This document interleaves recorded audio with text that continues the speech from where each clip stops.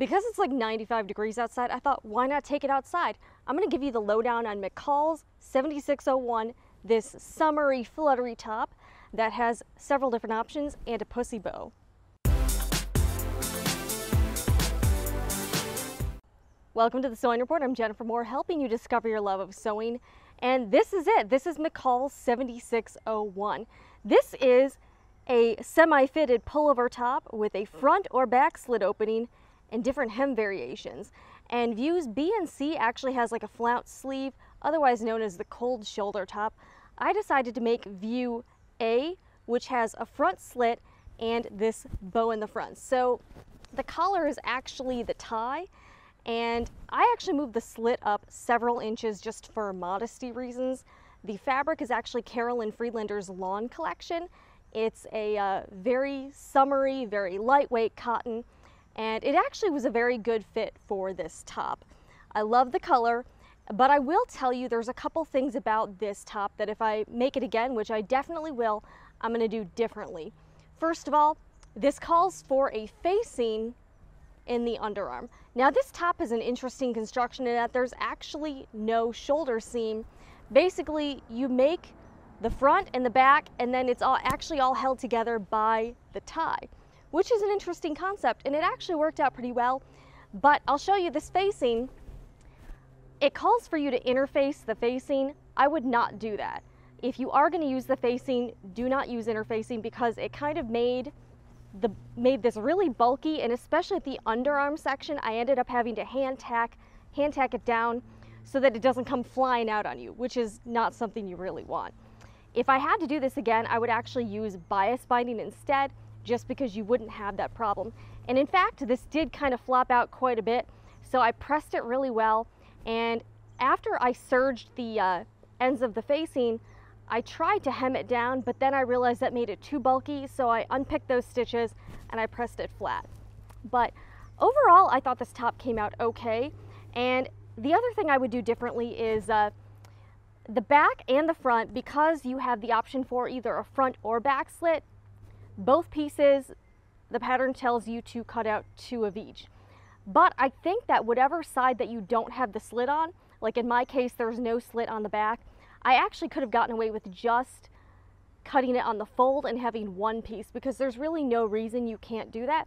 You would just have to remove that 5/8 inch seam, and there's actually a marking on the pattern piece that says center back.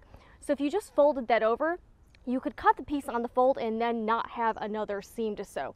So it would save you a little bit of time, and it would make the back, and I'll turn around a little bit, it would actually make the back just one piece, and I think that would actually look better in my opinion.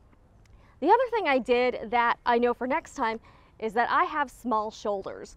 So when I first made the top, and I actually basted it to the collar, I basted it to the collar / tie just to see if the fit was right and if I was placing it right, because you kind of have to guess on the placement for the tie. You can kind of do whatever you want. It does have some markings, but really I just sort of eyeballed it and made my own decision, and it worked out okay. But I ended up cutting a 1/2 inch off of these front pieces just to hike it up a little bit higher and to make the armhole a little bit smaller, and that actually worked out all right. It does call for you to hand stitch, slip stitch the tie to the front and back pieces, and I actually didn't mind that at all. You could get around that if you just wanted to edge stitch, and that would actually enclose all the seams, but then you would actually have edge stitching around your entire tie. But I thought this was a really cute top. I think it looks great. And yeah, there's a couple things I would do differently, but overall, I'm a fan of this pattern. The only reason I didn't make the cold shoulder version is because the way I made it, view A, you can actually wear like a sweater or a jacket or a blazer over it. So that would actually make it office appropriate. But with the cold shoulder top, the flounce sleeve, it would actually make it a little bit more difficult to do that. So I decided to forego that, but I really like this view. There's also a couple different hem variations. You can do a hem like this one, or they have more of a handkerchief hem that's like 2 pieces, and that was actually very cute as well.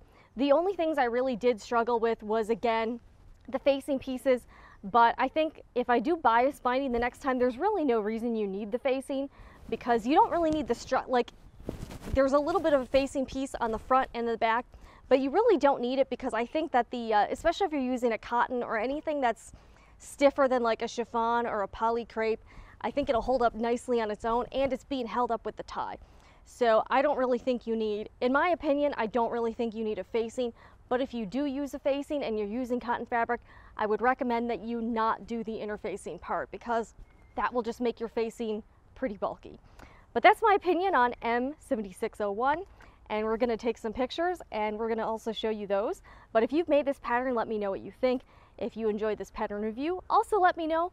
Give me a thumbs up and feel free to subscribe to this channel if you love sewing. I will see you next time. I'm Jennifer Moore.